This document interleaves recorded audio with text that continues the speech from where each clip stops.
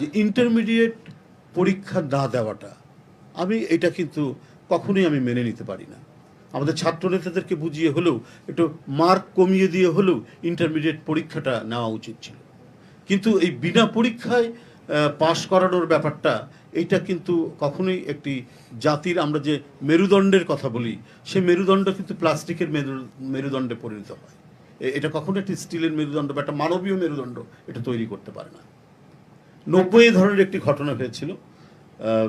আপনারা জানেন যে 4 ডিসেম্বর পদত্যাগ করলেন হোসেন মোহাম্মদ এরশাদ। আমি তখন রাকসুর ভিপি, রাজশাহী ইউনিভার্সিটির ভিপি। কোনো ধরনের আইন শৃঙ্খলা কেউ মানছে না, হঠাৎ করে স্কুলে ছেলেরা তারা বেরিয়ে পড়লো, তারা অ্যানুয়াল পরীক্ষা দিবে না। তো এটা নিয়ে লোকাল প্রশাসন বেশ ঝামেলার মধ্যে পড়েছে। তো আমি যেহেতু সেখানকার নর্থ বেঙ্গলের একটা বড় ইউনিভার্সিটির ভিপি, তো আমার শরণাপন্ন হলেন ডিভিশনাল কমিশনার